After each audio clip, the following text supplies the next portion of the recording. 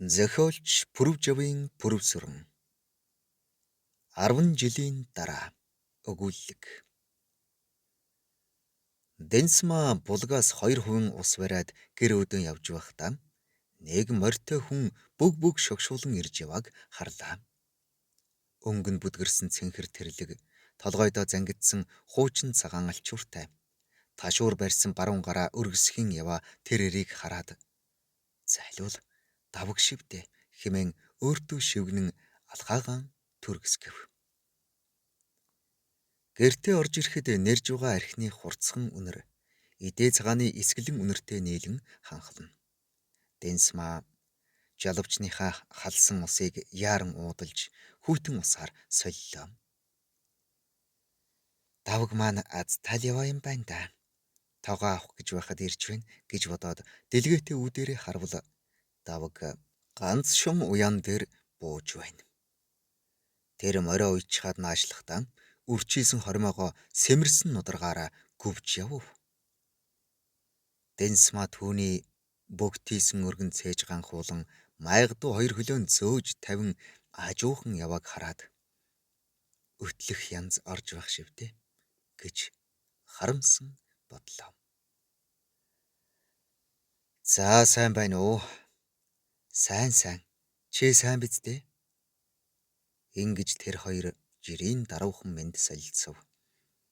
Давг гэрийн зүүн талд завлин суусан дороо ганц тамхиан гаргалаа. Дэнсмаа өмнөх жижиг ширээн дээр нь тавгтай идэ тавиад данхтай цай дөхүүлэнгэ. "Танаах цагаан нугад буусан гэв үү?" гэж асуув. "Тэгсэн. Хөдөө нь сайхан гарсан байдаг шүү." "Тийм гинлээ. Манай энд ч гэсэн овоо. Ер нь энэ жилийн зуншлага сайхан байна." "Тийм хөө" гэснээ давг тамхиа хэд сороод "Хүү хаачав?" гэж асуулаа. "Хонь руу явсан. Саахалтын хонь хариулгагүй бэлчинлээ нийлчих байх гээд мордсон." "Хүү минь овоо болж байна билээ" гээд давг санаа алдав.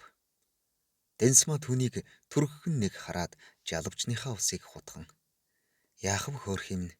Өсч өндийж миний ганц түшиг болж байна" гэлээ. Дэнсмаа тогоогон авч бүрхээрээ өргөсөөр давгийн өмнө очив. Давг бүрхээр тогтсон ээрмнээс хуруугаараа өлгөн авч амсаад "Би ч аз тайл яваа юм байна" гээд муухан инээмсэглэх аятав. "Хүүгээ мартаагүй яваа хүний аз харьдгүй юм гисэ" гэж Дэнсмаа бэлдэж байсан мэт хэлв.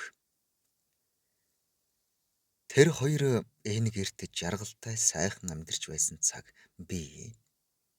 5 нас хүрч яваа ганц хүүн тэдний дунд эрхлэн дэрвэж жаахан гэрийн жаргалаар дүүргэж байсан.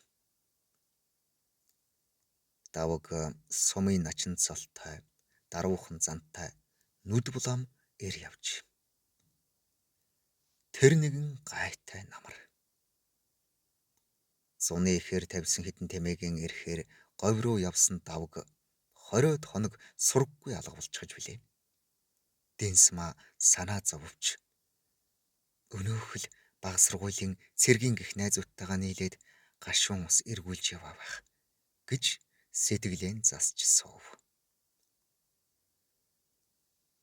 Ирснээсээ хойш давгийн үг яриа цөөрч үе санаа алдан тоон ширтэн хэвтэх юм уу хээр гадаа явах нь их болжээ. Дэнсмаагийн дотор нэгэн сэжиг төрж царай алдахгүй гэсэн шазруун бодлоор гялав цалав хийх болсон байна. Нэгэн орой хүзүүгээр нь тэрч мөрөөд нь авирсан хүүгээ мөрөөрөө түлхэн "Буу, болив. Чиас ирэх зөлгвэ" гэж уцаарлахад Дэнсмаагийн дотор зарсхийн. "Чи ер нь юу болчихав? Бүлэх залгичсан юм шиг л гөлийгээд байх юм" гэсэнд "Чи тэгэд ямар байх гэв" гэж зандарчээ.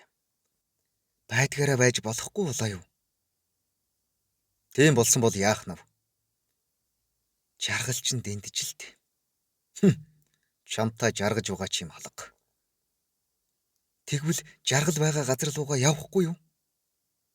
Давг энэ үгийг хүлээж байсан юм шиг ухсхийн босоод гарч явхад уцаарлсан эцэгтэй гоморхон уруулаа унжуулж зогссон хүү буян нь ямар нэгэн муу сувин хатгсан юм шиг аава хэмээн сөрхрөн орилж билээ. Давг тэгээд л эргэж ирээгүй юм. Урд баригадын торгон намжлинд байх болсон гэж дуулджээ. Тэдний баг охин Бомжид гэдэг 10-аад насаар дүү царайлаг залуу бүсгүй зүрх сэтгэлийн булаасан байж. Олон хүн саадах чинь толгой нэргчгч. Чи өөрөө очоод авчир. Хүүгэн бот гэж ятгсан боловч гомдож өшрөгсөн Дэнсмаа тэдний үгийг авсангүй.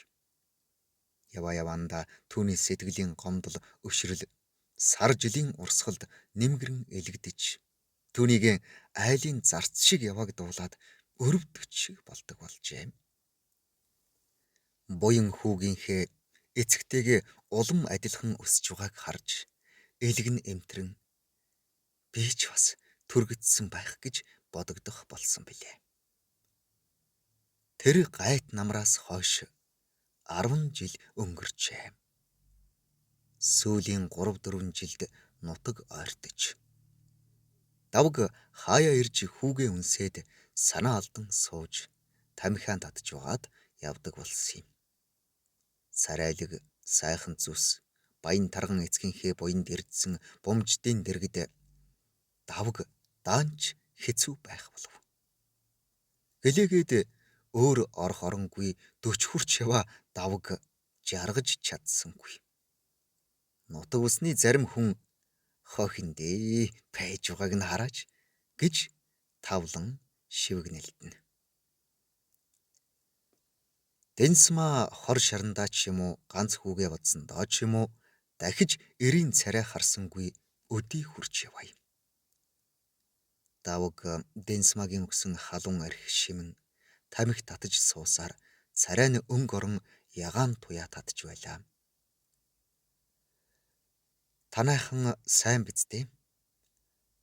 За да сайн да сайн. Бомжид байгаа биз дээ? Саяхан хот руу явсан. Хэзээ ирэх юм бэ? Мэдэхгүй.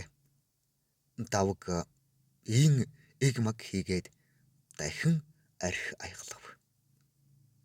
Хорвоогийн бас нэг хясал тэр хоёрт үр заяасангүй. Нодингоос энэ сумд ирж ноос ноолуур арьс шир цуглуулдаг машин тэр хөлгөлсөн нэгэн эртээ Бомжид нөхцөөд болохоо байжээ. Оройхон болохоор 8-аач нь аваад явчихдаг. Давг гаансаа хөхөөд л үлддэг гэж нутгийн залуус инээд хөөр болгон ярилцдгийг Дэнсмаа бас сонсчээ. Ам мурайхад хүрвэл Бомжид чи зүгээр л зайл гэж хэлэхэд бэлэн байх. Давг яах ч вүлээд. Давг нэлээд халж зүрх орсон бололтой. Дэнсмаа руу талимаарсхийн хараад Дэнсмаа би чамд нэг юм хэлмээр байна гэхэд юу тэрв тэгээд хэлээч дээ гэв. Чи битгий уурлаарай. Би та хоёр дээрээ эргэж ирмээр байна гэлээ. Дэнсмаа гинт толгой руугаа цохиулсан мэт дав хийгээд юу? Чи гэр орон авгай хүүхнээ яах хүн бэ гэлээ. Тэр чинь миний юм бишээ. Тэгээд бид хоёр чиний юм болж байна уу? Давг толгой дээрх алчуураа авч нүүрэн шудраад би том алдсан. Одоо хүү та хоёрыг оч өрөвдөх боллоо. Хүүгээ өсч гараас гараад ирэхээр тэрв.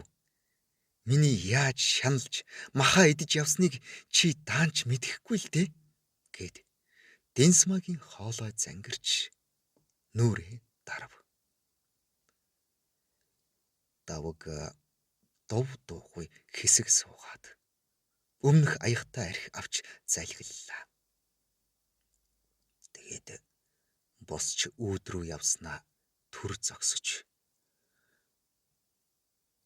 би ирнэ гэж хэлээд гарав. Дэнсма гинт сэхээ авч бүх юм өнгөрсөн шүү. Битгий амьтны шившиг болоорой гэж хэлэхээр гүн гарвал хуучин нөхөр нь өөрийн алдаа харуулсал гунгийг өөрч яваа юм шиг бүхий ч гэсэн уяа руу явж байлаа. Дэнсма өнөөгүй хэлэх гэснээ залгичихсан мэт дуугарч чадсангүй. Зохиолыг бичсэн Пүрвжавын Пүрв сүрэн 1999 оны 12 дугаар сарын 3. Уншсан Эрхэнбаярын Баттарч 2025 оны 10 дугаар сарын 31.